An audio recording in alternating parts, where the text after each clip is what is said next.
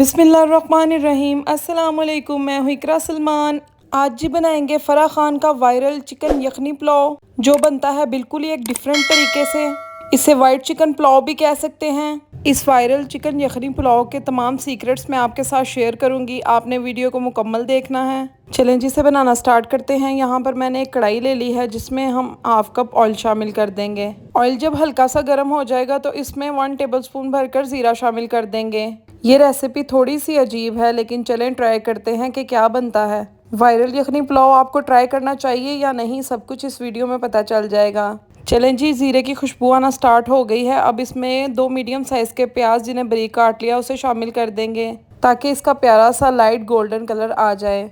ये देखें, यहाँ पर प्याज का कलर लाइट ब्राउन हो चुका है। इससे ज़्यादा हमने इसे नहीं जलाना। अब इसमें अदरक लहसुन का पेस्ट शामिल कर देंगे। अदरक लहसुन का 2 टेबलस्पून पेस्ट लिया है। अदरक लहसुन के पेस्ट को भी 1 मिनट के लिए हल्का सा फ्राई कर लेंगे। इसी के साथ साथ आपसे एक रिक्वेस्ट है, अगर आप चैनल पर नए हैं तो चैनल को सब्सक्राइब कर लीजिएगा। अगर आपको वीडियो अच्छी लगे तो इसे लाइक कर दीजिएगा। ये देखें, यहाँ पर अदरक लहसुन का पेस्ट फ्राई हो चुका है। अब हम इसमें चिकन शामिल कर देंगे। चिकन को मैंने अच्छे तरीके से धो लिया है। फ़राह खान ने भी चिकन यहाँ पर शामिल करके उसको हल्का सा फ्राई कर लिया था। 1-2 मिनट में चिकन बड़ा ज़बरदस्त फ्राई हो चुका है। अब हम इसमें 2 मीडियम साइज़ के बारीक कटे हुए टमाटर शामिल कर देंगे। उन्हें अच्छे तरीके से मिक्स कर देंगे। अब यहाँ पर फ़राह खान के पुलाव का जो सीक्रेट मसाला है उसे शामिल करेंगे। इस सीक्रेट मसाले को मैंने बनाया है। आपने 2 बड़ी इलायचियाँ लेनी है, 1 दालचीनी का टुकड़ा लेना है, 3-4 लौंग लेने हैं, 2 सब्ज़ इलायचियाँ लेनी है, कश्मीरी साबुत लाल मिर्चें 3-4 लेनी हैं, हाफ़ टेबल स्पून साबुत काली मिर्चें लेनी हैं। इन सब चीज़ों को अच्छे तरीके से ग्राइंड करके इस तरीके का एक मसाला तैयार कर लेना है। अब हम पुलाव में सिर्फ ये मसाला डालेंगे, थोड़ा सा पानी डालेंगे और कवर कर देंगे, ताकि चिकन अच्छे तरीके से टेंडर हो जाए और टमाटर भी सॉफ्ट हो जाएं। फ़राह खान ने यहाँ पर प्रेशर कुकर 1-2 मिनट के लिए लगा दिया था, लेकिन मैं कढ़ाई में बना रही हूँ तो मैं वैसे ही इसे कवर कर दूँगी।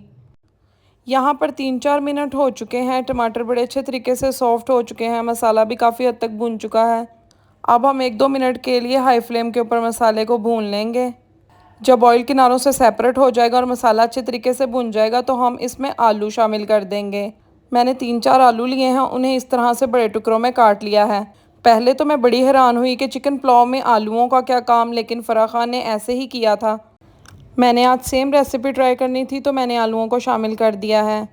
1-2 मिनट आलूओं को भूनने के बाद यहाँ पर मैंने 1 कप दही लिया और उसमें 1 कप पानी शामिल कर दिया है। उन्होंने भी स्टेज पर पानी शामिल नहीं किया, बल्कि दही शामिल किया था। थोड़ा सा अजीब है, लेकिन चलें देखते हैं क्या बनता है। अब यहाँ पर हमने 1.5 टेबल स्पून नमक शामिल कर देना है। अच्छे से हिला देंगे और उबाल आने का वेट करेंगे।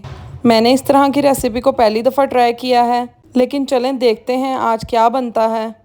मैं आपके साथ फ़राह खान के ये पुलाव का ऑनेस्ट रिव्यू शेयर करूंगी। चलें जी, उबाल आ चुका है। अब हम इसमें चावलों को शामिल कर देंगे। चावलों को 20-25 मिनट पहले भिगो दिया था। चावल शामिल करने के बाद हल्के हाथों के साथ एक दफ़ा हिला लेंगे। उसके बाद आप इस स्टेज पर नमक भी चेक कर सकते हैं। अब मैं कवर कर दूंगी और पानी को ड्राई होने दूंगी। ये देखें, यहाँ पर 90% पानी ड्राई हो चुका है, 10% बाकी है। अब हम फ्लेम को स्लो कर देंगे और इतने पानी के अंदर दम लगा देंगे। इससे ये होगा कि आपके जो चावल होते हैं वो पतीले के साथ लगते नहीं और बड़े ज़बरदस्त खिले खिले बनते हैं। चलें जी, यहाँ पर मैंने 10 मिनट के लिए दम लगाया था। 10 मिनट हो चुके हैं। ये देखें, माशाल्लाह से चावलों का दाना दाना तो बिल्कुल अलग है। खुशबू भी बड़ी मज़े की आ रही है और जायका भी बड़ा अच्छा बना था। ये देखें, यहाँ पर आलू भी बड़े अच्छे तरीके से गल चुके हैं। अब मैं इसे किसी प्लेट में निकाल कर आपको दिखाती हूँ। जब मैंने दही वाला पानी ऐड किया था तब मुझे लगा जैसे सारे चावल ख़राब हो जाएंगे और कभी भी नहीं बनेंगे, लेकिन यकीन करें दही ने तो जाकर कमाल ही कर दिया। चावल बड़े ही ज़बरदस्त बनकर तैयार हुए थे। ये एक्सपेरिमेंट बिल्कुल कामयाब है। अब आप भी इस तरीके से बनाइएगा और मुझे कमेंट में बताइएगा कि आपको ये रेसिपी कैसी लगी। मेरे घर में ये चावल सबको बहुत पसंद आए। इजाज़त चाहती हूँ, दुआओं में याद रखिएगा। अल्लाह हाफिज़।